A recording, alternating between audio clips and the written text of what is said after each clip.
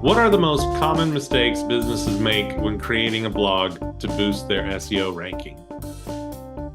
Um, Interesting question. When it comes to we've had other questions like this before about mistakes. Hey everyone, it's Steve. Before we jump into the answer, make sure to hit that like button. And if you're on YouTube, don't forget to subscribe and ring the notification bell. Your likes help the channel grow and reach more viewers, and you'll be the first to catch my latest videos. Now, let's get to the answer.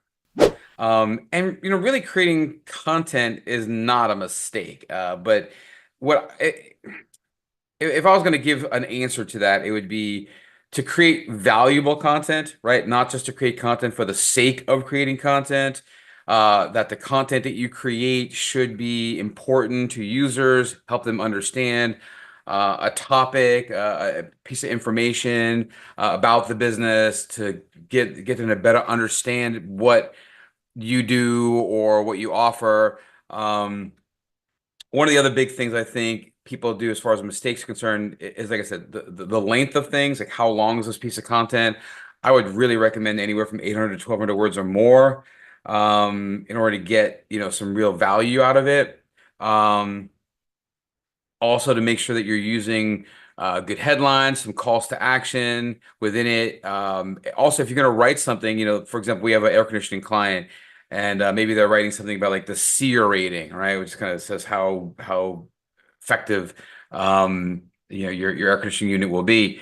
Well, maybe linking to an AC unit that's got higher SEER values, right? Maybe using your blog to push people into your actual service area or into your product, depending on what it is you're doing. Something else I would really recommend these days, more and more and more, I see this coming up. For years, people would uh, put their blog content right off of the root. So it was like .com/ some blog post URL. I would highly recommend these days, especially if you're going to be around for a while and you're going to be writing blog posts pretty regularly, that you have all of your blog posts show up in a subfolder. So whether it be for air conditioning company, you might say accompany.com/AC blog or AC-blog or something like that, and then have your URLs underneath that. And the primary reason for that is oftentimes what I've seen is a blog post may hit big, maybe pseudo viral or semi-viral. But what it does is it winds up creating a lot of traffic to the website, but that traffic that's coming in isn't really there for transaction. They're there for information.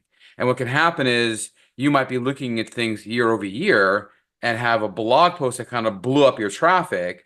And now maybe, it's a new blog post. Now it looks like you've had a much bigger increase in traffic over last year, but the traffic isn't really transactional. It's this blog, or maybe the same thing the other way around. Maybe last year you had a blog post that was, semi-viral or very viral, caused a lot of traffic to come to your website, but the traffic didn't do anything. They didn't convert, they didn't fill out forms, they didn't call you for service or whatever it may be.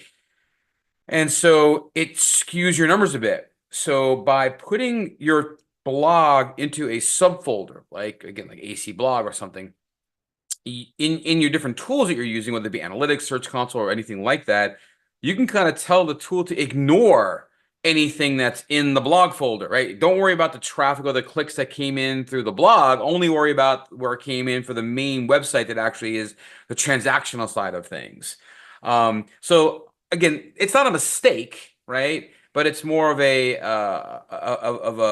once you start getting in and really getting into trying to analyze how you've done, the work that you've done, how your traffic is behaving when they get there.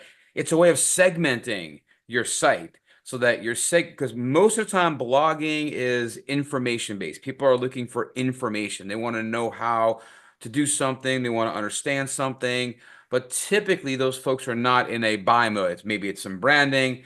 And so it's really good to be able to split those things out so your numbers don't look so skewed if you happen to have one or more viral type blogs.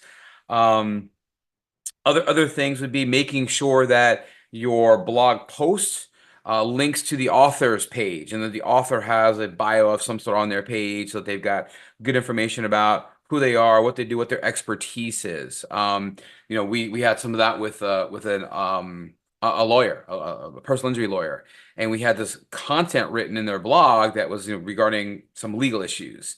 Well, you don't want it just to have, the name of the company, right? Like who wrote this?